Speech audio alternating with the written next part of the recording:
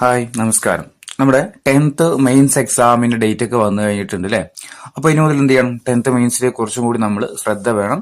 അപ്പൊ ഇതിൽ നമ്മൾ 10th മെയിൻസിന്റെ സിലബസ് കംപ്ലീഷൻ ചാലഞ്ച് നമ്മുടെ ചാനലിൽ ഉണ്ടായിരുന്നു. അപ്പൊ ഒന്നും കൂടി അത് റീസ്റ്റാർട്ട് ചെയ്യാണ് നമ്മൾ. അപ്പൊ ഇന്ന് നമ്മൾ നോക്കുന്നത് പിന്നെ കേരള രാഷ്ട്രീയവുമായി ബന്ധപ്പെട്ടുകൊണ്ടുള്ള കുറച്ച് ക്വസ്റ്റ്യൻസ് നോക്കിയാലോ നമുക്ക്.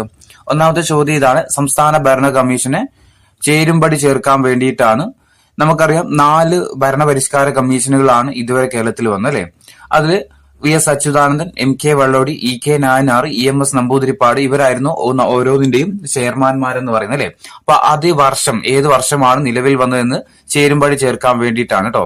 അപ്പൊ ഒന്നാമത്തെ ഏതാ? വി.എസ്. അച്യുതാനന്ദൻ. ഏത് വർഷ വി.എസ്. അച്യുതാനന്ദന്റെ നേതൃത്വത്തിലുള്ള ഒരു സംസ്ഥാന ഭരണപരിഷ്കാര കമ്മീഷൻ നിലവിൽ വന്ന് ഏത് വർഷമായിരുന്നു? 2016 അല്ലെ. 2016 നിലവിൽ വന്ന 4ാമത്തെ സംസ്ഥാന ഭരണപരിഷ്കാര കമ്മീഷന്റെ ചെയർമാനായിരുന്നു ആര്? വി.എസ്. അച്യുതാനന്ദൻ. 2016 നിലവിൽ വന്ന സംസ്ഥാന ഭരണപരിഷ്കാര കമ്മീഷന്റെ ചെയർമാനായിരുന്നു ആര്? അച്യുതാനന്ദൻ. ഇനി എം.കെ. വെള്ളോടി. എം.കെ. വെള്ളോടി ഏത് വർഷത്തെയാ? 2ാമത്തേതാണ്. 1965 2ാമത്തെ സംസ്ഥാന ഭരണപരിഷ്കാര കമ്മീഷൻ നിലവിൽ വന്നത്. ഇ.കെ. നായനാർ 3ാമത്തെയാണ്. വർഷം 1997. ഇനി ഏറ്റവും ആദ്യത്തത് ഏതാ? ഇ.എം.എസ്. നമ്പൂതിരിപ്പാട്. ഏതായിരുന്നു വർഷം? 1957. അപ്പോ സംസ്ഥാനത്ത് നിലവിൽ വന്ന 4 ഭരണപരിഷ്കാര കമ്മീഷൻ ചെയർമാൻമാരെയും പഠിച്ചു വെക്കുക. ഒന്നാമത്തത് 1957 ആരാ? ഇ.എം.എസ്. നമ്പൂതിരിപ്പാട്. 1965 ചെയർമാൻ ആരാ? എം.കെ. വള്ളോടിയാണ്. മൂന്നാമത്തത് 1997 ചെയർമാൻ ആരാ? ഇ.കെ. നായനാർ. ഏറ്റവും അവസാനത്തെ ഭരണപരിഷ്കാര കമ്മീഷൻ ആരാ? വി.എസ്. അച്യുതാനന്ദന്റെ നേതൃത്വത്തിലായിരുന്നു. വർഷം ഏതാ? 2016 എന്ന കാര്യം ഓർത്തു വെക്കുക.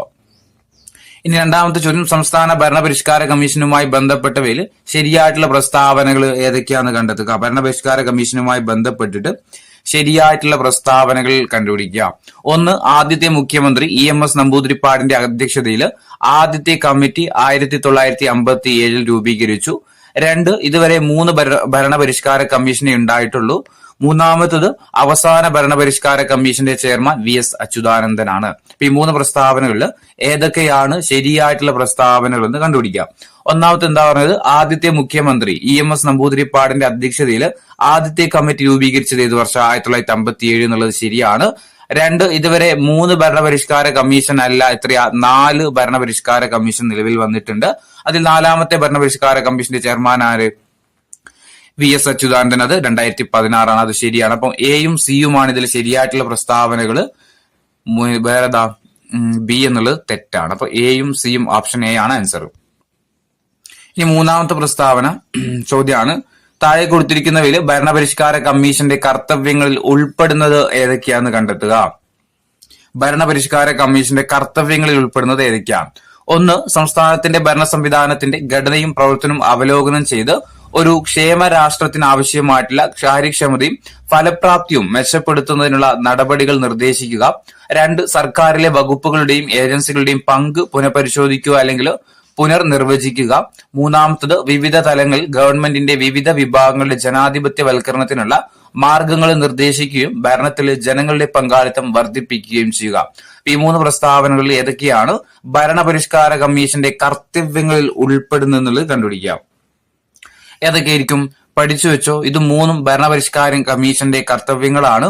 ഒന്നെന്താ? സംസ്ഥാനത്തിന്റെ ഭരണ സംവിധാനത്തിന്റെയും ഘടനയും പ്രവർത്തനവും അവലോകനം ചെയ്തിട്ട് ഒരു ക്ഷേമ രാഷ്ട്രത്തിന് ആവശ്യമായിട്ടുള്ള കാര്യക്ഷമതയും ഫലപ്രാപ്തിയും മെച്ചപ്പെടുത്തുന്നതിനുള്ള നടപടികൾ നിർദ്ദേശിക്കുക. ഭരണപരിഷ്കാര കമ്മീഷന്റെ കർത്തവ്യമാണ്. 2, സർക്കാരിലെ വകുപ്പുകളുടെയും ഓരോ വകുപ്പുകളുണ്ടല്ലേ, അങ്ങനെ ഓരോ വകുപ്പുകളുടെയും ഏജൻസികളുടെയും പങ്ക് പുനഃപരിശോധിക്കുക അല്ലെങ്കിൽ അത് പുനർനിർവചിക്കുക എന്നുള്ളതും ശരിയാണ്. മൂന്നാമത്തത്, വിവിധ തലങ്ങളിൽ ഗവൺമെന്റിന്റെ വിവിധ വിഭാഗങ്ങളുടെ ജനാധിപത്യവൽക്കരണത്തിനുള്ള മാർഗങ്ങൾ നിർദ്ദേശിക്കുക. അതുപോലെ ഭരണത്തിൽ ജനങ്ങളുടെ പങ്കാളിത്തം എന്ത് ചെയ്യുക? വർദ്ധിപ്പിക്കുകയും ചെയ്യുക. ഇത് 3 എന്താണ്? ഭരണപരിഷ്കാര കമ്മീഷന്റെ കർത്തവ്യങ്ങളാണ്. ഇനി മൂന്നാമത്തെ, ഭരണപരിഷ്കാര സമിതി റിപ്പോർട്ടുകളെ സംബന്ധിച്ചിട്ട് ശരിയായിട്ടുള്ള പ്രസ്താവനകൾ വിലയിരുത്തുക. ഏത് വർഷമായിരുന്നു മൂന്നാമത്തെ ഭരണപരിഷ്കാര കമ്മീഷൻ? 1997 ഇ.കെ. നായനാർ അല്ലെ. ആ സമിതിയുടെ റിപ്പോർട്ടുകൾ സംബന്ധിച്ച് ശരിയായിട്ടുള്ള ഏതൊക്കെയാണ് കണ്ടെത്തുക. ഒന്നാമത്തെ റിപ്പോർട്ട് പൗരാവകാശ രേഖ, പരാതി പരിഹാരം, സുതാര്യത, വിവരാവകാശം എന്നിവയെ പറ്റിയായിരുന്നു. രണ്ടാമത്തെ റിപ്പോർട്ട് ഫയലുകളുടെ നീക്കവും ഹാജർ നിലയും നിരീക്ഷിക്കുന്നതിനെ പറ്റിയാണ്. മൂന്നാമത്തെ റിപ്പോർട്ടിൽ സാമ്പത്തിക പരിഷ്കാരങ്ങളെ കുറിച്ച് പരാമർശിക്കുന്നു. നാലാമത്തെ റിപ്പോർട്ട് പേഴ്സണൽ പരിഷ്കാരങ്ങളെ കുറിച്ച് പ്രതിപാദിക്കുന്നു. അപ്പൊ മൂന്നാമത്തെ ഭരണപരിഷ്കാര സമിതിയുടെ റിപ്പോർട്ടുകളെ സംബന്ധിച്ചിട്ട് ശരിയായിട്ടുള്ള പ്രസ്താവനകൾ ഏതൊക്കെയാണെന്ന് കണ്ടുപിടിക്കാൻ വേണ്ടിയിട്ടാണ്. അപ്പൊ സെക്രട്ടേറിയറ്റ് അസിസ്റ്റന്റ് ഒക്കെ ചെയ്യുന്ന ആളുകൾക്ക് ഉറപ്പായിട്ട് ഉപകാരപ്പെടുന്ന ഒരു ക്വസ്റ്റ്യൻസ് ആട്ടോ. ഫസ്റ്റ് ഉള്ളത് ഏതൊക്കെയായിരിക്കും ഇതിൽ ശരിയായിട്ടുള്ളത്? ഒന്നാമത്തെ റിപ്പോർട്ട് പൗരാവകാശ രേഖ, പരാതി പരിഹാരം, സുതാര്യത, വിവരാവകാശം എന്നിവയെ പറ്റിയായിരുന്നു. ആണോ? ശരിയാണ്. ഒന്നാമത്തെ പ്രസ്താവന ശരിയാണ്. രണ്ടാമത്തെ റിപ്പോർട്ട് ഫയലുകളുടെ നീക്കും ഹാജർ നിലയും നിരീക്ഷിക്കുന്നതിനെ പറ്റിയാണ്. അതും ശരിയാണ്. മൂന്നാമത്തെ റിപ്പോർട്ടിൽ സാമ്പത്തിക പരിഷ്കാരങ്ങളെ കുറിച്ച് പരാമർശിക്കുന്നു. ശരിയാണ്. നാലാമത്തെ റിപ്പോർട്ട് പേഴ്സണൽ പരിഷ്കാരങ്ങളെ കുറിച്ച് പ്രതിപാദിക്കുന്നു. ഇവയെല്ലാം എന്താണ്? ശരിയായിട്ടുള്ള പ്രസ്താവനകളാണ്. പഠിച്ചു വെക്കണം. മൂന്നാമത്തെ ഭരണപരിഷ്കാര സമിതിയുടെ റിപ്പോർട്ടുകളെ സംബന്ധിച്ച് ശരിയായതാണ് നമ്മളിപ്പോ പറഞ്ഞത്. 4 റിപ്പോർട്ടുകൾ പഠിച്ചു. ഒന്നാമത്തെ റിപ്പോർട്ടിൽ എന്താ പറയുന്നത്? പൗരാവകാശ രേഖ, പരാതി പരിഹാരം, സുതാര്യത, വിവരാവകാശം എന്നിവയെ പറ്റിയിട്ട് പറയുന്നുണ്ട്. രണ്ടാമത്തെ റിപ്പോർട്ടിൽ ഫയലുകളുടെ നീക്കും ഹാജർ നിലയും നിരീക്ഷിക്കുന്നതിനെ പറ്റിയാണ്. മൂന്നാമത്തെ റിപ്പോർട്ടിൽ സാമ്പത്തിക പരിഷ്കാരങ്ങളെ കുറിച്ച് പരാമർശിക്കുന്നു. നാലാമത്തെ റിപ്പോർട്ടിൽ പേഴ്സണൽ പരിഷ്കാരങ്ങളെ കുറിച്ചും പ്രതിപാദിക്കുന്നു. ഇനി അഞ്ചാമത്തെ ചോദ്യം, ഭരണപരിഷ്കാര കമ്മീഷനെ കുറിച്ച് ശരിയായ പ്രസ്താവന വിലയിരുത്തുക. ആദ്യത്തെ ഒരു 10 ക്വസ്റ്റിന് ഇതുള്ളൂ കേട്ടോ. പിന്നെ പ്രസ്താവന രീതിയിൽ ബാക്കി അങ്ങോട്ട് നമുക്ക് 1 വേർഡ് ഉണ്ട്. ഭരണപരിഷ്കാര കമ്മീഷനെ കുറിച്ച് ശരിയായ പ്രസ്താവന കണ്ടുപിടിക്കാം. ഒന്നാമത്തെ എന്താ പറയുന്നത്? 4ാം സംസ്ഥാന ഭരണപരിഷ്കാര കമ്മീഷൻ നിലവിൽ വന്നത് 2016 സെപ്റ്റംബറിലാണ്. രണ്ടാമത്തെ പ്രസ്താവന 4ാം ഭരണപരിഷ്കാര കമ്മീഷൻ അധ്യക്ഷൻ VS അച്യുതാനന്ദനാണ്. മൂന്നാമത്തെ പ്രസ്താവന 4ാം ഭരണപരിഷ്കാര കമ്മീഷൻ അംഗങ്ങളാണ് CP നായരും നീല ഗംഗാധരൻ. നാലാമത്തെ പ്രസ്താവന 4ാം പരിഷ്കാര കമ്മീഷന്റെ മെമ്പർ സെക്രട്ടറിയായിട്ട് പ്രവർത്തിച്ചത് നീല ഗംഗാധരനാണ്. ഇതിൽ ഏതൊക്കെയാണ് ശരിയായിട്ടുള്ള പ്രസ്താവന എന്ന് കണ്ടുപിടിക്കാം. ഒന്നാമത്തത് 4ാമത്തെ ഭരണപരിഷ്കാര കമ്മീഷൻ നിലവിൽ വന്നിരുന്ന 2016 സെപ്റ്റംബറിലാണ്. ചെയർമാൻ ആര് തന്നെയായിരുന്നു? VS അച്യുതാനന്ദനാണ്. അംഗങ്ങളായിരിക്കുക CP നായരും അതുപോലെ നീല ഗംഗാധരനുമാണ്. പക്ഷെ നീല ഗംഗാധരൻ അംഗമാകുമ്പോൾ എന്താവൂല? സെക്രട്ടറി ആകൂല. അപ്പൊ അത് തെറ്റാണ്.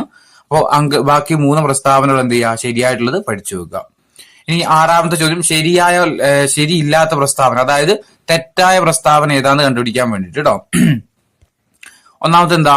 3ാം ഭരണപരിഷ്കാര കമ്മീഷൻ 1997 മെയ് മാസത്തിൽ നിലവിൽ വന്നു. 3ാമത്തെ ഭരണപരിഷ്കാര സമിതി 5 റിപ്പോർട്ടുകളാണ് സമർപ്പിച്ചിരുന്നത്. 3ാം ഭരണപരിഷ്കാര കമ്മീഷന്റെ ചെയർമാൻ EK നായനാർ ആണ്. 4ാമത്തെ റിപ്പോർട്ടിൽ സാമ്പത്തിക പരിഷ്കാരങ്ങളെ കുറിച്ച് പരാമർശിക്കുന്നു. ഇതില് ശരി അല്ലാത്ത പ്രസ്താവന ഏതാന്ന് കണ്ടുപിടിക്കാൻ വേണ്ടിട്ടോ. ശരി അല്ലാത്ത പ്രസ്താവന ഏതാന്ന് കണ്ടുപിടിക്കണം. ഏതൊക്കെയാ? ഒന്നാമത്തെ എന്താ? 3ാം ഭരണപരിഷ്കാര കമ്മീഷൻ 1997 മെയ് മാസത്തിൽ നിലവിൽ വന്നു. ശരിയാണ്. 3ാമത്തെ ഭരണപരിഷ്കാര സമിതി 5 റിപ്പോർട്ടുകളാണ് സമർപ്പിച്ചത്. തെറ്റാണ്. 3ാം ഭരണപരിഷ്കാര കമ്മീഷന്റെ ചെയർമാൻ EK നായനാർ. ശരിയാണ്. 4ാമത്തെ റിപ്പോർട്ടിൽ സാമ്പത്തിക പരിഷ്കാരങ്ങളെ കുറിച്ച് പരാമർശിക്കുന്നു. തെറ്റാണ്. നമ്മൾ ഓൾറെഡി പറഞ്ഞു കഴിഞ്ഞതാണ് ഓരോന്നല്ലേ. അപ്പോ ശരിയായിട്ടുള്ള പ്രസ്താവനകൾ ഏതൊക്കെയുള്ളൂ? ഒന്ന്, 3ാം ഭരണപരിഷ്കാര കമ്മീഷൻ നിലവിൽ വന്ന വർഷം 1997 മെയ് മാസത്തിലാണ്. ചെയർമാൻ ആരാ? EK നായനാർ ആണ്. ഇനി 1ാം ഭരണപരിഷ്കാര കമ്മീഷനുമായി ബന്ധപ്പെടുന്ന ശരിയായ പ്രസ്താവനകൾ കണ്ടുപിടിക്കുക. 1ാം ഭരണപരിഷ്കാര കമ്മീഷനുമായി ബന്ധപ്പെട്ടിട്ട് ശരിയായിട്ടുള്ളത് ഏതൊക്കെയാ?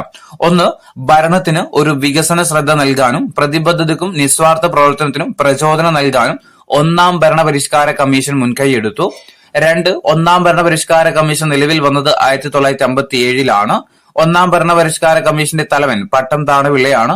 ഉദ്യോഗസ്ഥർക്കും ജനപ്രതിനിധികൾക്കും സാധാരണക്കാരന്റെ നന്മക്കായിട്ട് കൂടുതൽ ഇടപെടലുകൾ നടത്താനാകുന്ന തരം ഭരണം ശുപാർശ ചെയ്ത ഭരണപരിഷ്കാര കമ്മീഷനാണ് 1ാം ഭരണപരിഷ്കാര കമ്മീഷൻ.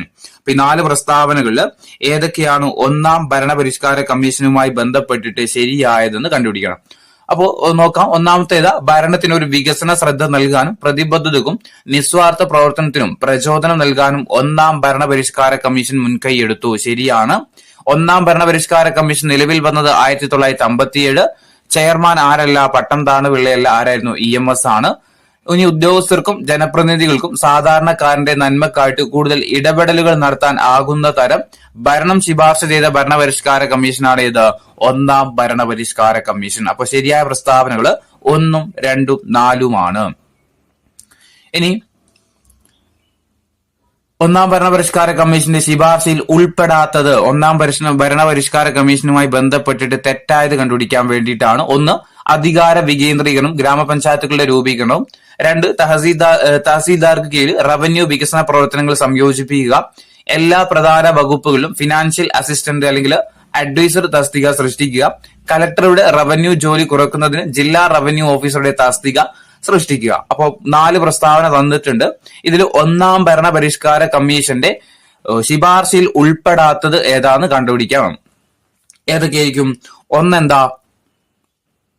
അധികാര വികേന്ദ്രനും ഗ്രാമപഞ്ചായത്തുകളുടെ രൂപീകരണവും ഒന്നാം ഭരണപരിഷ്കാര കമ്മീഷൻ പറഞ്ഞതാണ്. 2, തഹസീൽദാർക്ക് കീഴിൽ റവന്യൂ വികസന പ്രവർത്തനങ്ങൾ സംയോജിപ്പിക്കുക. ശരിയാണ്. എല്ലാ പ്രധാന വകുപ്പുകളും ഫിനാൻഷ്യൽ അസിസ്റ്റന്റ് അല്ലെങ്കിൽ അഡ്വൈസർ തസ്തിക സൃഷ്ടിക്കുക. ശരിയാണ്. 4, കലക്ടറുടെ റവന്യൂ ജോലി കുറക്കുന്നതിന് ജില്ലാ റവന്യൂ ഓഫീസറുടെ തസ്തിക സൃഷ്ടിക്കുക. ഇത് തെറ്റാണ്, ഇത് പഠിക്കണ്ട. അപ്പൊ 3 പ്രസ്താവനകൾ എയും ബിയും ആണ് ശരിയായിട്ടുള്ളത്. തെറ്റായുള്ള പ്രസ്താവന ഡി മാത്രമാണ്. ഇനി രണ്ടാം ഭരണപരിഷ്കാര കമ്മീഷനുമായി ബന്ധപ്പെട്ടിട്ട് ശരിയായ പ്രസ്താവന കണ്ടെത്തുക. രണ്ടാം ഭരണപരിഷ്കാര കമ്മീഷനുമായി ബന്ധപ്പെട്ടിട്ട് ശരിയായത് 3 പ്രസ്താവനകളുണ്ട്. ഒന്ന്, രണ്ടാം ഭരണപരിഷ്കാര കമ്മീഷന്റെ അധ്യക്ഷൻ MK വെള്ളോടിയാണ്. 1965 രൂപീകൃതമായി സർക്കാരിനെ അഴിമതി വിമുക്തവും കാര്യക്ഷമവുമാക്കാനുള്ള നടപടികൾ നിർദ്ദേശിച്ച കമ്മീഷനാണ് രണ്ടാം ഭരണപരിഷ്കാര കമ്മീഷൻ. അപ്പൊ ഇതിലേതൊക്കെയാണ് രണ്ടാം ഭരണപരിഷ്കാര കമ്മീഷനുമായി ബന്ധപ്പെട്ടിട്ട് ശരിയായതെന്ന് കണ്ടുപിടിക്കാം. രണ്ടാം ഭരണപരിഷ്കാര കമ്മീഷന്റെ ചെയർമാൻ ആര് തന്നെയായിരുന്നു? അധ്യക്ഷൻ ആര് തന്നെയാ? MK വെള്ളോടിയാണ്. 1965 രൂപീകൃതമാകുന്നത്. സർക്കാരിനെ അഴിമതി വിമുക്തവും കാര്യക്ഷമവുമാക്കാനുള്ള നടപടികൾ നിർദ്ദേശിച്ച കമ്മീഷൻ ചോദിച്ചാൽ ഏതാ? അത് രണ്ടാം ഭരണപരിഷ്കാര കമ്മീഷനാണ്. 3 പ്രസ്താവനകളും ശരിയാണ്, പഠിച്ചു വെക്കുക. ഇനി ഒന്നാം ഭരണപരിഷ്കാര കമ്മീഷനുമായി ബന്ധപ്പെട്ടിട്ട് ശരിയായ പ്രസ്താവന കണ്ടുപിടിക്കുക. ശരിയായതാണ്. അധ്യക്ഷൻ EMS നമ്പൂതിരിപ്പാട് 1957 രൂപീകരിച്ചു. അപ്പൊ ഇതുവരെ നമ്മൾ പഠിച്ചത്. അപ്പോൾ ശരിയാണ്. മുഴുവൻ സമയ സെക്രട്ടറിയാണ് ആര്? KS മേനോന്.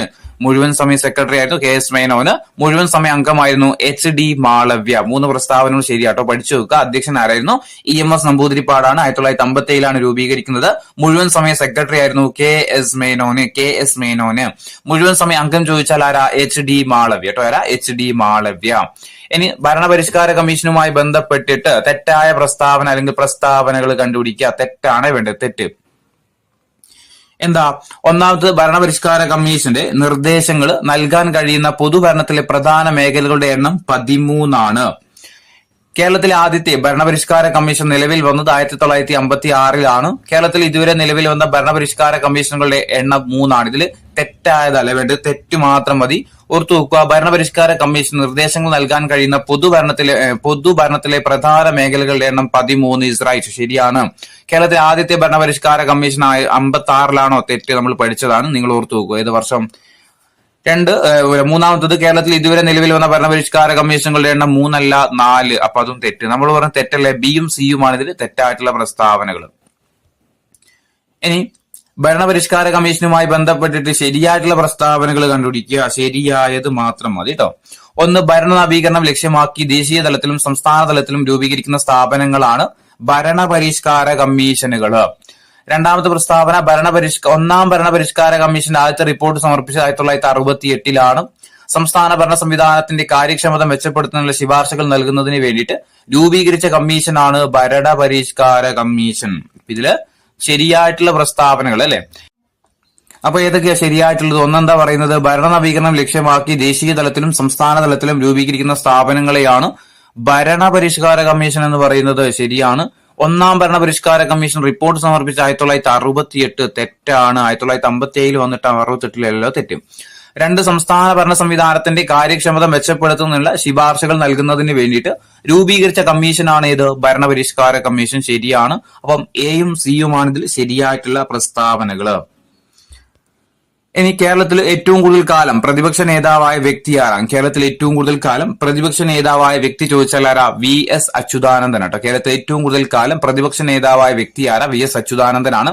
ഇനി ഏറ്റവും കുറവ് വനിതാ പ്രാതിനിധ്യം ഉണ്ടായിരുന്നത് എത്രാമത്തെ കേരള നിയമസഭയിലാണ്? ഏറ്റവും കുറവ് വനിതാ പ്രാതിനിധ്യം ഉണ്ടായിരുന്ന കേരള നിയമസഭ ചോദിച്ചാൽ ഓർത്തു വെച്ചോ, 3ാമത്തെ നിയമസഭയിലായിരുന്നു കേട്ടോ. ഏറ്റവും കുറവ് വനിതാ പ്രാതിനിധ്യം ഉണ്ടായിരുന്ന എത്രാമത്തെ കേരള നിയമസഭയിലാ? 3ാമത്തെ കേരള നിയമസഭയിലാണ്. ഇനി ഏറ്റവും കൂടിയ ഭൂരിപക്ഷത്തിൽ കേരള നിയമസഭയിലേക്ക് തെരഞ്ഞെടുക്കപ്പെട്ട വ്യക്തി ആരാണ്? ഏറ്റവും കൂടിയ ഭൂരിപക്ഷത്തില് കേരള നിയമസഭയിലേക്ക് തെരഞ്ഞെടുക്കപ്പെട്ട വ്യക്തി ചോദിച്ചാൽ ആരാ? KK ശൈലജ. മണ്ഡലമേത? മട്ടന്നൂർ. മട്ടന്നൂർ എവിടെയാ? കണ്ണൂർ ജില്ലയിലാണ്. ഇനി ഏറ്റവും കുറഞ്ഞ ഭൂരിപക്ഷത്തിൽ കേരള നിയമസഭയിലേക്ക് തെരഞ്ഞെടുക്കപ്പെട്ട വ്യക്തി ആരാ? ഏറ്റവും കുറഞ്ഞ ഭൂരിപക്ഷത്തിൽ കേരള നിയമസഭയിലേക്ക് തെരഞ്ഞെടുക്കപ്പെട്ട വ്യക്തി ചോദിച്ചാൽ ആരാ? എ അസീസ് ആട്ടോ. ഓപ്ഷൻ സി ആണ് എ അസീസ്. ഇനി കേരളത്തിൽ അപ്പോ ഏറ്റവും കൂടിയ ഭൂരിപക്ഷത്തിൽ ആരാ?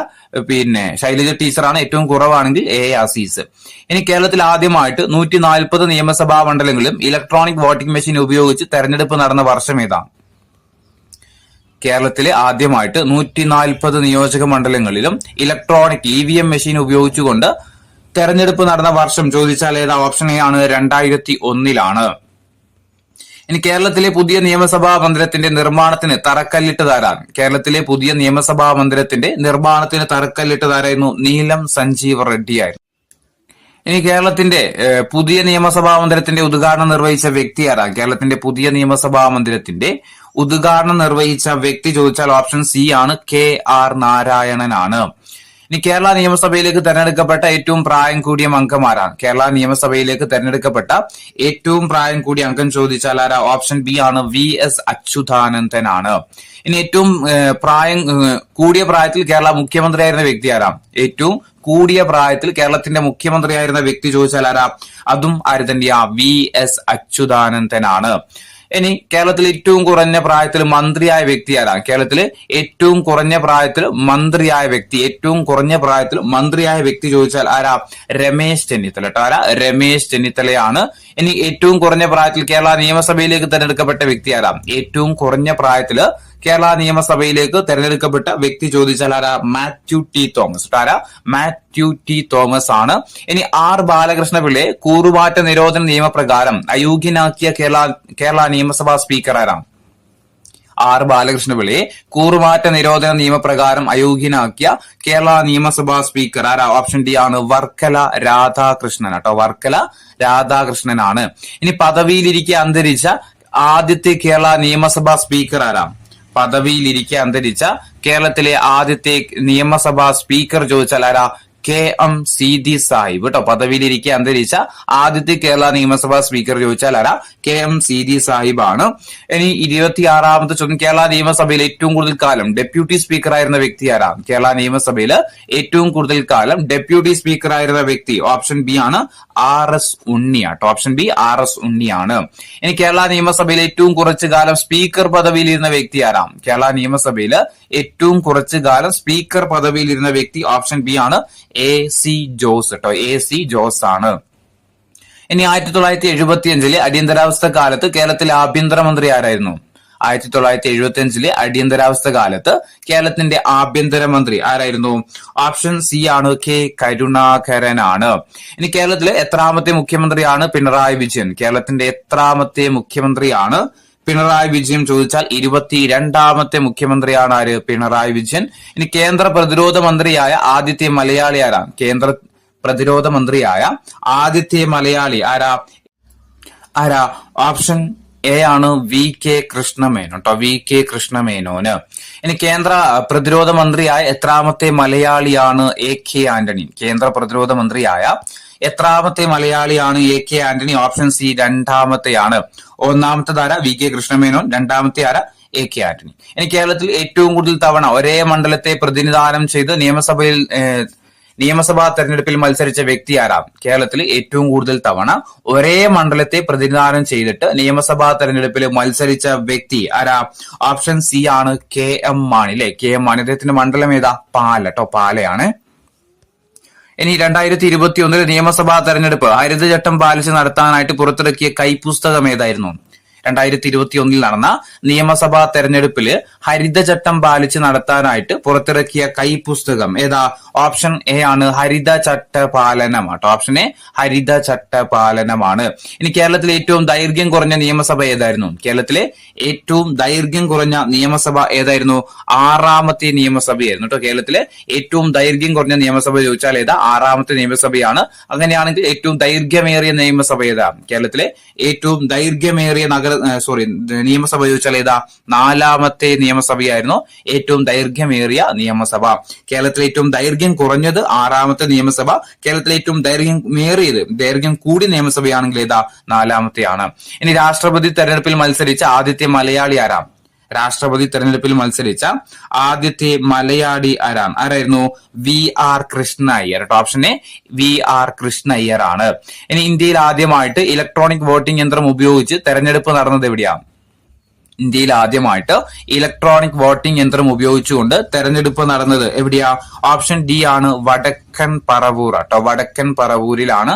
ഇനി കേരള നിയമസഭാ തെരഞ്ഞെടുപ്പിൽ ആദ്യമായിട്ട് VVPAT കേട്ടോ. ഏതാ? VVPAT ഉപയോഗിച്ച വർഷം ഏതാ? കേരള നിയമസഭാ തെരഞ്ഞെടുപ്പിൽ ആദ്യമായിട്ട് VVPAT ഉപയോഗിച്ച വർഷം ഏതാ? ഏത് വർഷ? ഓപ്ഷൻ എ ആണ് 2016 കേട്ടോ. 2016.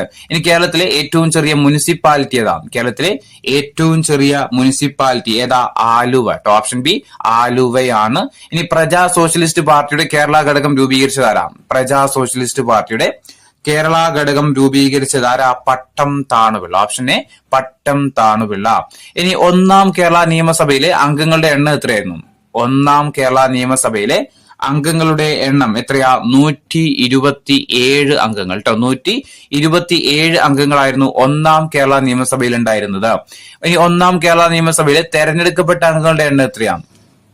ഒന്നാം കേരള നിയമസഭയില് ടോട്ടൽ 127 അംഗങ്ങൾ ഉണ്ടായിരുന്നു അല്ലെ. അതില് തെരഞ്ഞെടുക്കപ്പെട്ടത് ഇലക്ഷനിൽ വിജയിച്ചു വന്നത് എത്ര പേരാന്ന് ചോദിച്ചാൽ 126 പേര്. ഒരാൾ ആരായിരിക്കും? ഒരാൾ നോമിനേറ്റഡ് ആണ് അല്ലെ. ഒരാൾ നോമിനേറ്റഡ് ആണ്. ഇനി ഒന്നാം കേരള നിയമസഭയിലേക്ക് നോമിനേറ്റ് ചെയ്യപ്പെട്ട അംഗങ്ങളുടെ എണ്ണം എത്രയായിരിക്കും? 1 അല്ലെ. ഒന്നാം കേരള നിയമസഭയിലേക്ക് നോമിനേറ്റ് ചെയ്തത് 1 ഇലക്ഷൻ വഴി ജയിച്ചു വന്നത് എത്രയാ? 126 പേര്. 44ാമത്തെ ചോദ്യം, ഒന്നാം കേരള നിയമസഭയിലെ ആംഗ്ലോ ഇന്ത്യൻ പ്രതിനിധി, അതായത് ഒരാളെ നോമിനേറ്റ് ചെയ്യുന്നുണ്ടല്ലോ, ആ വ്യക്തി ആരായിരിക്കും? ആംഗ്ലോ ഇന്ത്യൻ പ്രതിനിധിയാണ്. നിലവിൽ ആ സമ്പ്രദായം എന്തായിരുന്നു? എടുത്തു കളഞ്ഞിട്ടുണ്ട്. അപ്പൊ ഒന്നാം കേരള സഭയില് ആരായിരുന്നു ആംഗ്ലോ ഇന്ത്യൻ പ്രതിനിധി എന്ന് ചോദിച്ചാൽ ആരാ? വില്യം ഹാമിൽട്ടൺ ഡിക്രൂസ് ആയിരുന്നു. ഓപ്ഷൻ സി ആണ്, വില്യം ഹാമിൽട്ടൺ ഡിക്രൂസ് ആണ്. ഇനി കേരളത്തിലെ ആദ്യത്തെ മുഖ്യമന്ത്രി ആരാണ്? കേരളത്തിന്റെ ആദ്യത്തെ മുഖ്യമന്ത്രി ആരാ? സഖാവ് EMS നമ്പൂതിരിപ്പാട് അല്ലെ. സഖാവ് EMS നമ്പൂതിരിപ്പാടാണ് കേരളത്തിന്റെ ആദ്യത്തെ മുഖ്യമന്ത്രി. ഇനി കേരള സംസ്ഥാനത്തിന്റെ ആദ്യത്തെ ധനകാര്യ വകുപ്പ് മന്ത്രി ആരായിരുന്നു? കേരള സംസ്ഥാനത്തിന്റെ ആദ്യത്തെ ധനകാര്യ വകുപ്പ് മന്ത്രി ആരായിരുന്നു? C അച്യുത മേനോൻ. ആരാ? C അച്യുത മേനോന്. അങ്ങനെയാണെങ്കിൽ വ്യവസായ വകുപ്പ് ആരായിരുന്നു? ഒന്നാം കേരള നിയമസഭയിലെ വ്യവസായ വകുപ്പ് കൈകാര്യം ചെയ്തത് ആരായിരുന്നു? KP ഗോപാലൻ കേട്ടോ. ഡോക്ടറില്ല, KP ഗോപാലൻ.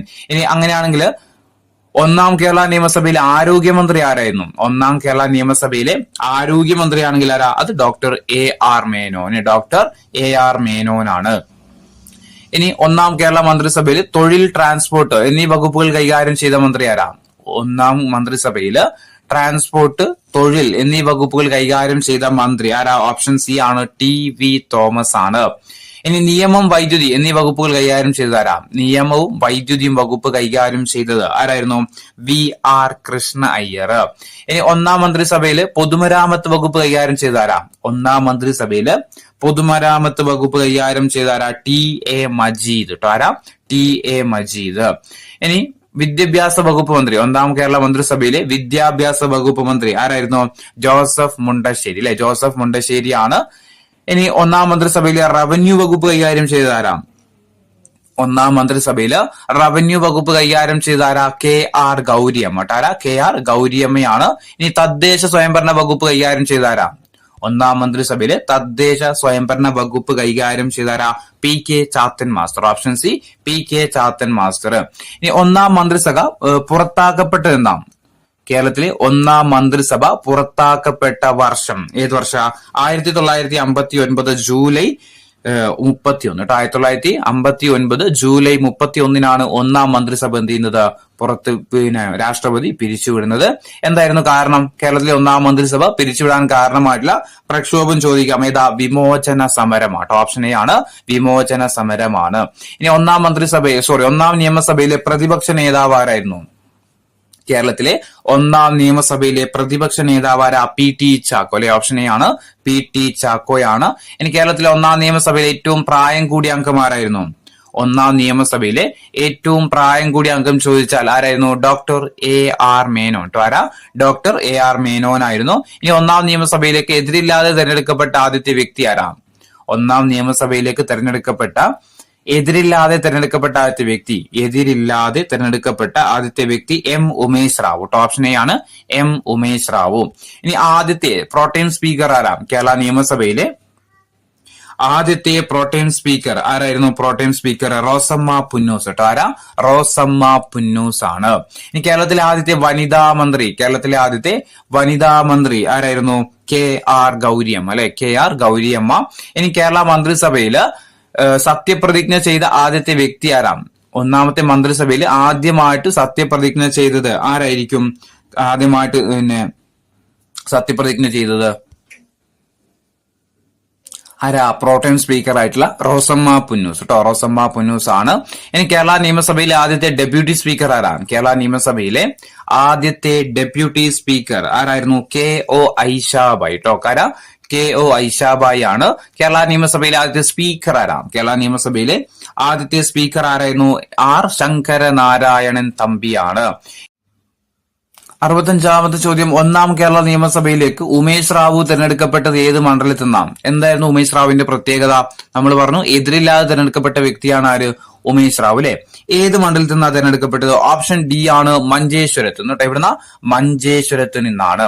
ഇനി കേരളത്തിലെ മുഖ്യമന്ത്രി ആയതിനു ശേഷം പ്രതിപക്ഷ നേതാവായ ആദ്യത്തെ വ്യക്തി ആരാം? കേരളത്തില് മുഖ്യമന്ത്രി ആയതിനു ശേഷം പ്രതിപക്ഷ നേതാവായ ആദ്യത്തെ വ്യക്തി ചോദിച്ചാൽ ആരാ? EMS നമ്പൂതിരിപ്പാട്. ഇനി EMS നമ്പൂതിരിപ്പാട് ഒന്നാം നിയമസഭയിലേക്ക് തെരഞ്ഞെടുക്കപ്പെട്ടത് ഏത് മണ്ഡലത്തിൽ നിന്നാണ്? EMS നമ്പൂതിരിപ്പാട് ഒന്നാം നിയമസഭയിലേക്ക് തെരഞ്ഞെടുക്കപ്പെട്ടത് ഏത് മണ്ഡലത്തിൽ നിന്നാ? നീലേശ്വരം. ഇവിടുന്ന് നീലേശ്വരത്ത് നിന്നാണ്. ഇനി വിമോചന സമരകാലത്ത് KPCCയുടെ സെക്രട്ടറി ആരായിരുന്നു?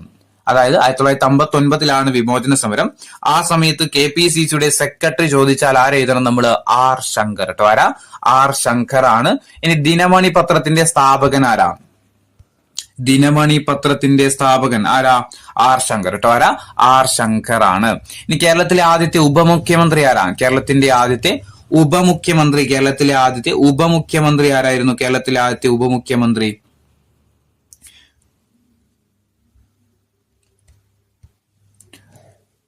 ഓപ്ഷൻ സി ആണ്, R ശങ്കർ ആണ്. കേരളത്തിൽ ഉപമുഖ്യമന്ത്രി ആയതിനു ശേഷം മുഖ്യമന്ത്രിയായ ആദ്യത്തെ വ്യക്തി, കേരളത്തില് ഉപമുഖ്യമന്ത്രി ആയതിനു ശേഷം മുഖ്യമന്ത്രിയായ ആദ്യത്തെ വ്യക്തി ആരാ? ഓപ്ഷൻ ബി ആണ്, R ശങ്കർ ആണ്. ഇനി അവിശ്വാസ പ്രമേയത്തിലൂടെ പുറത്താക്കപ്പെട്ട ആദ്യത്തെ കേരളത്തിന്റെ മുഖ്യമന്ത്രി ആരാണ്? അവിശ്വാസ പ്രമേയത്തിലൂടെ പുറത്താക്കപ്പെട്ട കേരളത്തിലെ ആദ്യത്തെ മുഖ്യമന്ത്രി ചോദിച്ചാലും ആരെഴുതണം നമ്മള്? R ശങ്കർ ആണ്. ഇനി R ശങ്കറിനെതിരെ അവിശ്വാസ പ്രമേയം അവതരിപ്പിച്ചത് ആരാണ്? R ശങ്കറിനെതിരെ അവിശ്വാസ പ്രമേയം അവതരിപ്പിച്ചത് ആരായിരുന്നു? PK കുഞ്ഞ് കേട്ടോ. ആരാ? PK കുഞ്ഞാണ്. ഇനി കേരളത്തിലെ ആദ്യത്തെ കൂട്ടുകക്ഷി മന്ത്രിസഭക്ക് നേതൃത്വം നൽകിയത് ആരാം? കേരളത്തിലെ ആദ്യത്തെ കൂട്ടുകക്ഷി മന്ത്രിസഭക്ക് നേതൃത്വം നൽകിയത് ആരായിരുന്നു? ഓപ്ഷൻ ബി ആണ്, പട്ടം താണുപിള്ളയാണ്. തിരുവിതാംകൂർ സ്റ്റേറ്റ് കോൺഗ്രസിന്റെ ആദ്യത്തെ പ്രസിഡന്റ് ആരാം? തിരുവിതാംകൂർ സ്റ്റേറ്റ് കോൺഗ്രസിന്റെ ആദ്യത്തെ പ്രസിഡന്റ് ചോദിച്ചാൽ ആരാ? പട്ടം താണുപിള്ളയാണ്. ഇനി കേരളത്തിലെ രണ്ടാമത്തെ മുഖ്യമന്ത്രി ആരായിരുന്നു? കേരളത്തിന്റെ രണ്ടാമത്തെ മുഖ്യമന്ത്രി ആരായിരുന്നു? പട്ടം താണുപിള്ള അല്ലെ. കേരളത്തിന്റെ രണ്ടാമത്തെ മുഖ്യമന്ത്രി ആരായിരുന്നു? പട്ടം താണുപിള്ളയാണ്. ഇനി നിയമസഭയിൽ ആദ്യമായിട്ട് വിശ്വാസ പ്രമേയം അവതരിപ്പിച്ച കേരളത്തിന്റെ മുഖ്യമന്ത്രി ആരാം? നിയമസഭയിൽ ആദ്യമായിട്ട് വിശ്വാസ പ്രമേയം അവതരിപ്പിച്ച കേരളത്തിന്റെ മുഖ്യമന്ത്രി ആരായിരുന്നു? C അച്യുതമേനോൻ കേട്ടോ. ആരാ? C അച്യുതമേനോനാണ്. ഇനി ത്രിതല പഞ്ചായത്ത് സംവിധാനം നിലവിൽ വരുന്ന സമയത്ത് കേരളത്തിന്റെ മുഖ്യമന്ത്രി ആരാണ്? ഏതാണ്ട് വർഷം 1994 ത്രിതല സംവിധാനം കേരളത്തിൽ വരുന്നത് അല്ലെ. ആ സമയത്ത് കേരളത്തിന്റെ മുഖ്യമന്ത്രി ആരായിരുന്നു? ഓപ്ഷൻ ഡി ആണ്, AK ആന്റണി കേട്ടോ. ആരാ? AK ആന്റണി ആണ്. ഈ കേന്ദ്ര പ്രതിരോധ മന്ത്രി സ്ഥാനം അലങ്കരിച്ച കേരളത്തിന്റെ മുഖ്യമന്ത്രി ആരാം? കേന്ദ്ര പ്രതിരോധ മന്ത്രി സ്ഥാനം അലങ്കരിച്ച കേരളത്തിന്റെ മുഖ്യമന്ത്രി ചോദിച്ചാലും ആരെഴുതണം നമ്മള്? AK ആന്റണിയാണ്. ഇനി സുതാര്യ കേരളം പദ്ധതി നടപ്പിലാക്കിയ കേരളത്തിന്റെ മുഖ്യമന്ത്രി ആരാണ്? സുതാര്യ കേരളം പദ്ധതി നടപ്പിലാക്കിയ കേരളത്തിന്റെ മുഖ്യമന്ത്രി ആരാ? ഉമ്മൻചാണ്ടി കേട്ടോ. സുതാര്യ കേരളം എന്ന പദ്ധതി നടപ്പിലാക്കിയ കേരളത്തിന്റെ മുഖ്യമന്ത്രി ചോദിച്ചാൽ ആരാ? ഉമ്മൻചാണ്ടിയാണ്. ഇനി എന്റെ ബാല്യകാല സ്മരണകൾ ആരുടെ ആത്മകഥയാണ്? എന്റെ ബാല്യകാല സ്മരണകൾ ആരുടെ ആത്മകഥ? ഓപ്ഷൻ ഡി ആണ്, അച്യുതമേനോന്റെ ആത്മകഥയാണ് ഇത്, എന്റെ ബാല്യകാല സ്മരണകള്. ഇനി മൈ സ്ട്രഗിൾ ആരുടെ ആത്മകഥയാണ്? മൈ സ്ട്രഗിൾ എന്നത് ആരുടെ ആത്മകഥ? ഓപ്ഷൻ എ ആണ്, EK നായനാരുടെ ആത്മകഥയാണ് ഇത്, മൈ സ്ട്രഗിള്. ഇനി കേരളത്തിന്റെ മുഖ്യമന്ത്രിയാകുന്ന എത്രാമത്തെ വ്യക്തിയാണ് പിണറായി വിജയൻ? കേരള മുഖ്യമന്ത്രിയാകുന്ന എത്രാമത്തെ വ്യക്തിയാണ് പിണറായി വിജയൻ ചോദിച്ചാൽ എത്രാമത്തെയാ? 12ാമത്തെ വ്യക്തിയാണ് ആര്? പിണറായി വിജയൻ. ഇനി മുൻ മുഖ്യമന്ത്രി കെ കരുണാകരന്റെ ആത്മകഥയുടെ പേരെന്താ? മുൻ മുഖ്യമന്ത്രി കെ കരുണാകരന്റെ ആത്മകഥയുടെ പേരെന്താ? പതറാതെ മുന്നോട്ട്. ഓപ്ഷൻ എ, പതറാതെ മുന്നോട്ട്. ഇനി കേരളത്തിലെ ആദ്യത്തെ ഗവർണർ ആരാണ്? കേരളത്തിന്റെ ആദ്യത്തെ ഗവർണർ ആരായിരുന്നു? ബി രാമകൃഷ്ണ റാവു അല്ലെ? ബി രാമകൃഷ്ണ റാവു ആണ്. ഇനി കേരളം മലയാളികളുടെ മാതൃഭൂമി എന്നത് ആരുടെ പ്രശസ്ത കൃതിയാണ്? കേരളം മലയാളികളുടെ മാതൃഭൂമി എന്നത് ആരുടെ പ്രശസ്തമായ കൃതിയാണ്? നമ്മുടെ മുൻ മുഖ്യമന്ത്രി ആയിട്ടുള്ള EMS നമ്പൂതിരിപ്പാടിന്റേതാണ്. ഇനി ഡയസ്നോൺ നിയമം കൊണ്ടുവന്ന കേരളത്തിന്റെ മുഖ്യമന്ത്രി ആരാണ്? ഡയസ്നോൺ നിയമം കൊണ്ടുവന്ന കേരളത്തിന്റെ മുഖ്യമന്ത്രിയാണ് ആര്? സി അച്യുതമേനോൻ. ആരാ? സി അച്യുതമേനോനാണ്. ഡയസ്നോൺ നിയമം കൊണ്ടുവന്ന കേരളത്തിന്റെ മുഖ്യമന്ത്രി ആരാ? സി അച്യുതമേനോനാണ്. ഇനി കേരളത്തിലെ ആദ്യത്തെ വനിതാ ഗവർണർ ആരാണ്? കേരളത്തിലെ ആദ്യത്തെ വനിതാ ഗവർണർ ആരായിരുന്നു? ജ്യോതി വെങ്കിടാചലം. കേരളത്തിന്റെ ആദ്യത്തെ വനിതാ ഗവർണർ ചോദിച്ചാൽ ആരാ? ജ്യോതി വെങ്കിടാചലമാണ്. കേരള ഗവർണറായ രണ്ടാമത്തെ വനിത ആരാ? കേരള ഗവർണറായ രണ്ടാമത്തെ വനിത ചോദിച്ചാൽ ആരാ? അതും രാം ദുലാരി സിൻഹ അല്ലെ? ഓപ്ഷൻ ബി ആണ് രാം ദുലാരി സിൻഹ. കേരളത്തിന്റെ ഗവർണറായ രണ്ടാമത്തെ വനിത ചോദിച്ചാൽ ആരാ? രാം ദുലാരി സിൻഹയാണ്. ഇനി ഗവർണർ പദവി വഹിച്ച ആദ്യത്തെ മലയാളി വനിത ആരാണ്? ഇന്ത്യയിൽ എവിടെയെങ്കിലും ഏതെങ്കിലും ഒരു സംസ്ഥാനത്ത് ഗവർണറായ ആദ്യത്തെ മലയാളി വനിത ചോദിച്ചാൽ ആരെ എഴുതണം? ഫാത്തിമ ബീവി. ആരാ? ഫാത്തിമ ബീവി ആണ്. ഇനി കേരളത്തിന്റെ ഗവർണറായിരുന്ന ഏക മലയാളി ആരാ? കേരള ഗവർണറായിരുന്ന ഏക മലയാളി ചോദിച്ചാൽ ആരാ? ഓപ്ഷൻ സി ആണ് വി വിശ്വനാഥ്. കേരളത്തിന്റെ ഗവർണർ സ്ഥാനത്തിരുന്ന ഏക മലയാളി ചോദിച്ചാൽ ആരാ? വി വിശ്വനാഥനാണ്.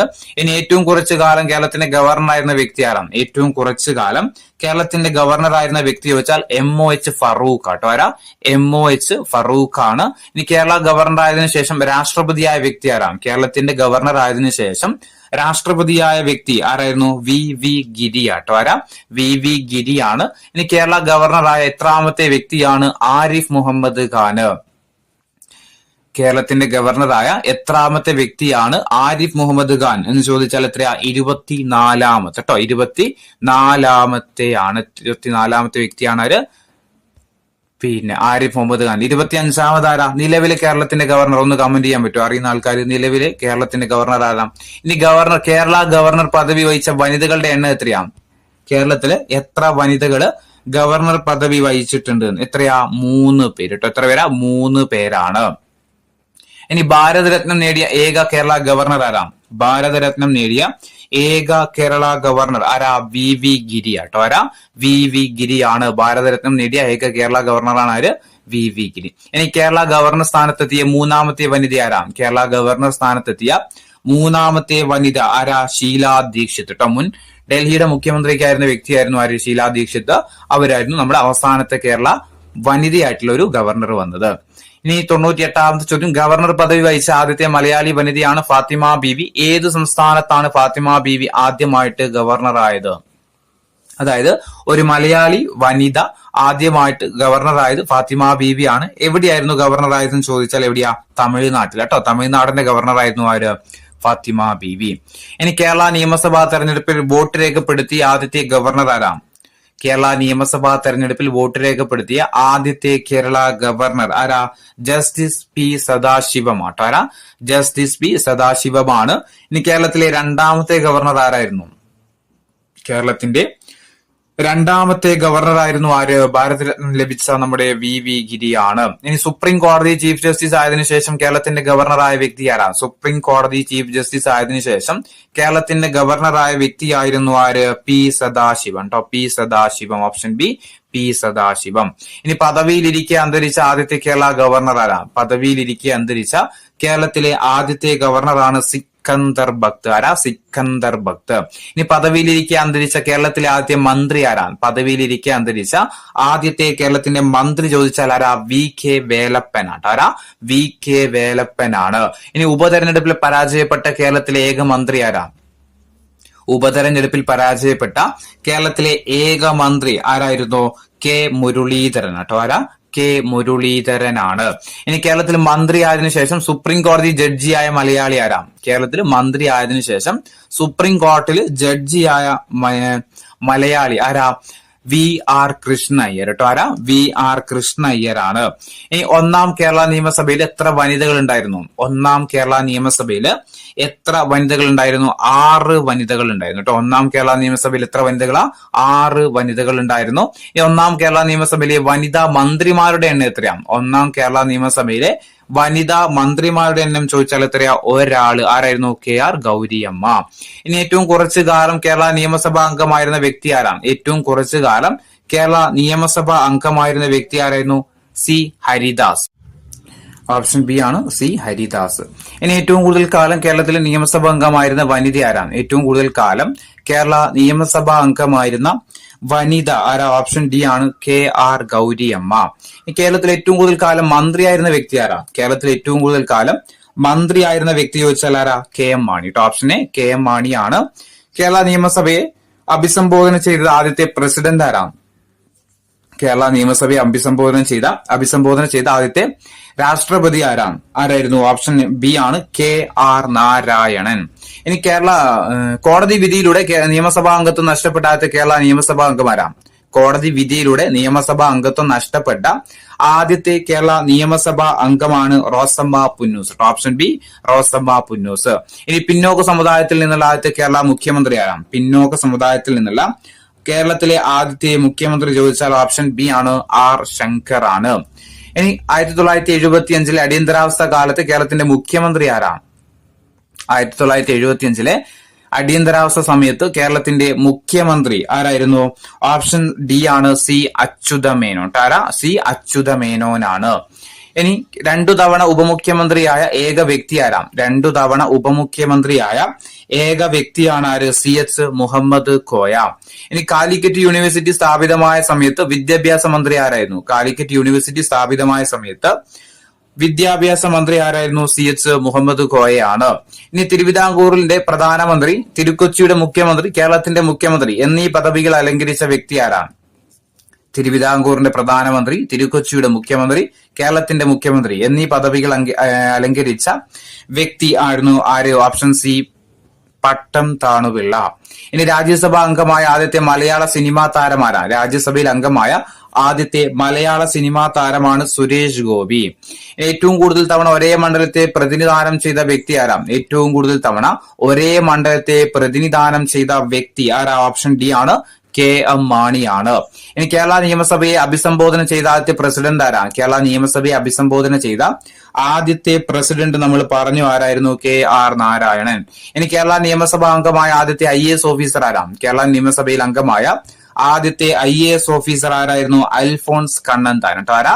അൽഫോൺസ് കണ്ണന്താനമാണ്. ഇനി കേരള നിയമസഭയെ അഭിസംബോധന ചെയ്ത ഏക പ്രധാനമന്ത്രി ആരാണ്? കേരള നിയമസഭയെ അഭിസംബോധന ചെയ്ത ഏക പ്രധാനമന്ത്രി ആയിരുന്നു ആര്? ജവഹർലാൽ നെഹ്റു ആണ്. ഇനി സംസ്ഥാനത്ത് മന്ത്രിയായതിനു ശേഷം സുപ്രീം കോടതി ജഡ്ജിയായ മലയാളി നമ്മൾ പറഞ്ഞു ആരാ? വി ആർ കൃഷ്ണ അയ്യർ അല്ലെ? വി ആർ കൃഷ്ണ അയ്യർ ആണ്. ഇനി ഉപതെരഞ്ഞെടുപ്പിൽ പരാജയപ്പെട്ട കേരളത്തിലെ ഏക മന്ത്രി, ഉപതെരഞ്ഞെടുപ്പിൽ പരാജയപ്പെട്ട ഏക കേരളത്തിലെ മന്ത്രിയായിരുന്നു ആര്? കെ മുരളീധരൻ. 1975 അടിയന്തരാവസ്ഥ കാലത്ത് കേരളത്തിന്റെ ആഭ്യന്തര മന്ത്രി നമ്മൾ പറഞ്ഞായിരുന്നു ആരായിരുന്നു? കെ കരുണാകരൻ അല്ലെ? ആരായിരുന്നു? കെ കരുണാകരനാണ്. ഇനി നിയമസഭക്ക് പുറത്തു വെച്ച് സത്യപ്രതിജ്ഞ ചെയ്ത ആദ്യത്തെ കേരള നിയമസഭാ അംഗമാരാ? സത്യപ്രതിജ്ഞ ചെയ്ത് എവിടെ വെച്ചിട്ട്? നിയമസഭക്ക് പുറത്തു വെച്ചിട്ട് സത്യപ്രതിജ്ഞ ചെയ്ത ആദ്യത്തെ നിയമസഭാ അംഗം ചോദിച്ചാൽ ആരാ? ഓപ്ഷൻ ബി ആണ് മത്തായി ചാക്കോ. Option B Mathai Chacko. ഇനി കേന്ദ്രമന്ത്രിയായിരിക്കെ അന്തരിച്ച ആദ്യത്തെ മലയാളി ആരാ? കേന്ദ്രമന്ത്രിയായിരിക്കെ അന്തരിച്ച ആദ്യത്തെ മലയാളി ആരാ? ഓപ്ഷൻ ഡി പനമ്പള്ളി ഗോവിന്ദ മേനോനാണ്. ഇനി പ്രഥമ കേന്ദ്ര റെയിൽവേ ബജറ്റ് അവതരിപ്പിച്ച മലയാളി ആരാ? പ്രഥമ കേന്ദ്ര റെയിൽവേ ബജറ്റ് അവതരിപ്പിച്ച മലയാളിയാണ് ആര്? ജോൺ മത്തായി. ആരാ? ജോൺ മത്തായി. ഇനി കേന്ദ്ര ക്യാബിനറ്റിൽ അംഗമായ ആദ്യത്തെ മലയാളി ആരാ? കേന്ദ്ര ക്യാബിനറ്റിൽ അംഗമായ ആദ്യത്തെ മലയാളി ആരായിരുന്നു? അതും ആര് തന്നെയാണ്? ഡോക്ടർ ജോൺ മത്തായി ആണ്. Doctor John Mathai. ഇനി ഇന്ത്യയുടെ പ്രതിരോധ മന്ത്രിയായ രണ്ടാമത്തെ മലയാളി ആരാണ്? പ്രതിരോധ മന്ത്രിയായ രണ്ടാമത്തെ മലയാളി നമ്മൾ പറഞ്ഞു തോന്നുന്നു ആരായിരുന്നു? രണ്ടാമത്തെ മലയാളി AK ആന്റണി ആണ്. അങ്ങനെയാണെങ്കിൽ ആദ്യത്തെ ഇന്ത്യയുടെ പ്രതിരോധ മന്ത്രിയായ ആദ്യത്തെ മലയാളി ചോദിച്ചാൽ ആരാ? VK കൃഷ്ണമേനോനാണ്. ഇനി 2016 രാജ്യസഭയിലേക്ക് നാമനിർദ്ദേശം ചെയ്യപ്പെട്ട മലയാളി ആരാ?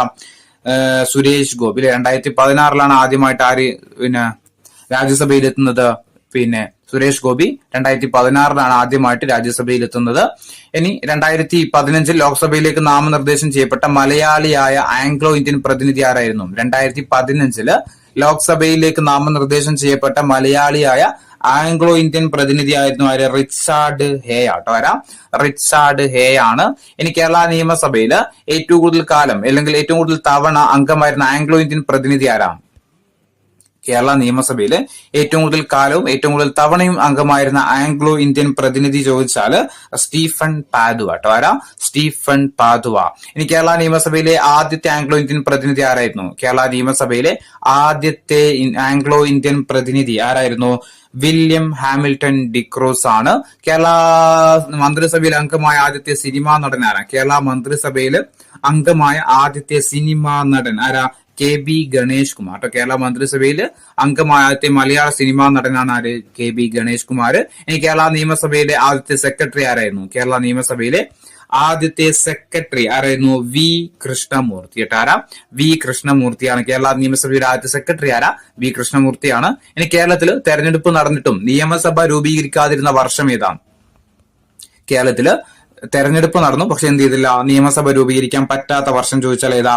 1965. 1965. ഇനി ഒന്നാം കേരള മന്ത്രിസഭയിൽ അംഗമായിരുന്ന ഏക വനിത ആരാ? KR ഗൗരിയമ്മ. ഇനി കേരളത്തിന്റെ ആദ്യത്തെ പ്രതിപക്ഷ നേതാവ്, കേരളത്തിന്റെ ആദ്യത്തെ പ്രതിപക്ഷ നേതാവ് നമ്മൾ പറഞ്ഞായിരുന്നു ആരാ? PT ചാക്കോ അല്ലെ? PT ചാക്കോയാണ്. ഇനി ഒരു സംസ്ഥാനത്ത് മുഖ്യമന്ത്രി സ്ഥാനം വഹിച്ച കേരളീയ വനിത ആരാ? ഒരു സംസ്ഥാനത്ത് മുഖ്യമന്ത്രി സ്ഥാനം വഹിച്ച കേരളീയ വനിത ചോദിച്ചാൽ ആരാ? ജാനകി രാമചന്ദ്രൻ കേട്ടോ. ജാനകി രാമചന്ദ്രൻ. ഇനി രാജ്യസഭാ ഉപാധ്യക്ഷനായ രണ്ടാമത്തെ മലയാളി ആരാണ്? രാജ്യസഭയുടെ ഉപാധ്യക്ഷനായ രണ്ടാമത്തെ മലയാളിയാണ് ആര്? PJ കുര്യന്. ഇനി കേരള ബജറ്റ് അവതരിപ്പിച്ച ആദ്യത്തെ മുഖ്യമന്ത്രി ആരാ? കേരളത്തിന്റെ ബജറ്റ് അവതരിപ്പിച്ച ആദ്യത്തെ മുഖ്യമന്ത്രി ചോദിച്ചാൽ ആരാ? R ശങ്കർ ആണ്. ഇനി കേരള നിയമസഭയിൽ ഏറ്റവും കൂടുതൽ ബജറ്റുകൾ അവതരിപ്പിച്ചത് ആരാ? കേരള നിയമസഭയിൽ ഏറ്റവും കൂടുതൽ ബജറ്റുകൾ അവതരിപ്പിച്ചത് ആരാ? KM മാണി ആട്ടോ. KM മാണിയാണ്. കേരളത്തിൽ ആദ്യമായിട്ട് ബജറ്റ് അവതരിപ്പിച്ചതാരാ? കേരളത്തിൽ ആദ്യമായിട്ട് ബജറ്റ് അവതരിപ്പിച്ച് ചോദിച്ചാൽ ആരാ? ധനമന്ത്രി, ആദ്യത്തെ ധനമന്ത്രി കൂടിയായിട്ടുള്ള അച്യുത മേനോനാണ്. ഇനി പ്രഥമ കേരള സഭയിലെ അംഗങ്ങളുടെ എണ്ണം എത്രയാണ്? പ്രഥമ കേരള സഭയിലെ അംഗങ്ങളുടെ എണ്ണം ചോദിക്കാം. എത്രയാ? 351 ആണ്. ഇനി പ്രഥമ കേരള സഭയുടെ ആപ്തവാക്യം എന്തായിരുന്നു? പ്രഥമ കേരള സഭയുടെ ആപ്തവാക്യം ഓപ്ഷൻ D ആണ്. ഒന്നിക്കാം, സംവദിക്കാം, മുന്നേറാം. ഇനി പ്രഥമ കേരള സഭ ഉദ്ഘാടനം ചെയ്ത ആരാം? പ്രഥമ കേരള സഭ ഉദ്ഘാടനം ചെയ്തത് ആരായിരുന്നു? പിണറായി വിജയനാട്ടോ. പിണറായി വിജയനാണ്. എന്നായിരുന്നു പ്രഥമ കേരള സഭ നടന്നത്? ആദ്യത്തെ ലോക കേരള സഭ നടന്നത് എന്നാന്ന് ചോദിച്ചാൽ 2018 ജനുവരി 12 കേട്ടോ. 2018 ജനുവരി 12 ഇനി കേരളത്തിൽ ആദ്യമായിട്ട് ഭിന്നലിംഗക്കാർ വോട്ട് ചെയ്ത തെരഞ്ഞെടുപ്പ് ഏതാണ്? കേരളത്തിൽ ആദ്യമായിട്ട് ഭിന്നലിംഗക്കാർ വോട്ട് ചെയ്ത തെരഞ്ഞെടുപ്പ് ഏതാ? 14ാം നിയമസഭാ തെരഞ്ഞെടുപ്പാണ്. ഇനി കേരള നിയമസഭാ തെരഞ്ഞെടുപ്പിൽ വിജയിച്ച ആദ്യത്തെ BJP സ്ഥാനാർത്ഥി ആരാണ്? കേരള നിയമസഭാ തെരഞ്ഞെടുപ്പിൽ വിജയിച്ച ആദ്യത്തെ BJP സ്ഥാനാർത്ഥി ആരായിരുന്നു? O രാജഗോപാൽ അല്ലെ? O രാജഗോപാൽ ആണ്. ഇനി ഗവർണർ പദവി വഹിച്ച ആദ്യത്തെ മലയാളി ആരാണ്? ഗവർണർ പദവി വഹിച്ച ആദ്യത്തെ മലയാളി ചോദിച്ചാൽ ആരാ? Option C VP മേനോനാണ്. ഇനി 1975 അടിയന്തരാവസ്ഥ കാലത്ത് കേരളത്തിന്റെ ഗവർണർ ആരായിരുന്നു? 1975 അടിയന്തരാവസ്ഥ കാലത്ത് കേരളത്തിന്റെ ഗവർണർ ആയിരുന്ന വ്യക്തി ചോദിച്ചാൽ ആരാ? NN വാഞ്ചു ആട്ടാരാ? NN വാഞ്ചു ആണ്. ഇനി കേരള നിയമസഭയിൽ ഏറ്റവും കൂടുതൽ കാലം പ്രോട്ടൈം സ്പീക്കറായി പദവി വഹിച്ചത് ആരാ? കേരള നിയമസഭയിൽ ഏറ്റവും കൂടുതൽ കാലം പ്രോട്ടൈം സ്പീക്കർ പദവി വഹിച്ചത് ആരാ? ഓപ്ഷൻ C ആണ്. റോസമ്മ പുന്നൂസ് ആട്ടോ. റോസമ്മ പുന്നൂസ് ആണ്. ഇനി കേരള നിയമസഭയിലെ ആദ്യത്തെ ഡെപ്യൂട്ടി സ്പീക്കർ നമ്മൾ പറഞ്ഞു പറയുന്നു. ഡെപ്യൂട്ടി സ്പീക്കർ ആരാ? KO ഐഷാബായി. കേരള നിയമസഭയിൽ ആദ്യത്തെ ഡെപ്യൂട്ടി സ്പീക്കർ ആരായിരുന്നു? ഐഷാബായി ആണ്. ഏറ്റവും കൂടുതൽ കാലം സ്പീക്കർ ആയിരുന്ന വ്യക്തി ആരാണ്? ഏറ്റവും കൂടുതൽ കാലം സ്പീക്കർ ആയിരുന്ന വ്യക്തി ആരാ? ഏറ്റവും കൂടുതൽ കാലം സ്പീക്കർ ഓപ്ഷൻ D ആണ്. വക്കം പുരുഷോത്തമനാണ്. ഇനി കേരള നിയമസഭയിൽ ആദ്യത്തെ പ്രോട്ടൈം സ്പീക്കർ ആരാ? നമ്മൾ പറഞ്ഞു റോസമ്മ പുന്നൂസ് ആണ്. ഇനി കൂറുമാറ്റ നിരോധന നിയമപ്രകാരം നിയമസഭാ അംഗത്വം നഷ്ടമായ രണ്ടാമത്തെ കേരള നിയമസഭാ അംഗം ആരാ?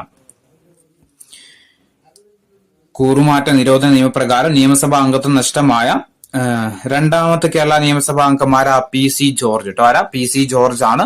ഇനി 19ാം നൂറ്റാണ്ടിൽ ജനിച്ച ഏക കേരളത്തിന്റെ മുഖ്യമന്ത്രി ആരാ? 19ാം നൂറ്റാണ്ടിൽ ജനിച്ച കേരളത്തിന്റെ ഏക കേരള മുഖ്യമന്ത്രി ചോദിച്ചാൽ ആരെഴുതണം നമ്മള്? പട്ടം താണുപിള്ള. ഓപ്ഷൻ സി ആണ് പട്ടം താണുപിള്ള. ഇനി EMSന്റെ ആത്മകഥയുടെ പേരെന്താ? EMSന്റെ ആത്മകഥയുടെ പേര് ആത്മകഥ എന്ന് തന്നെയാണ്.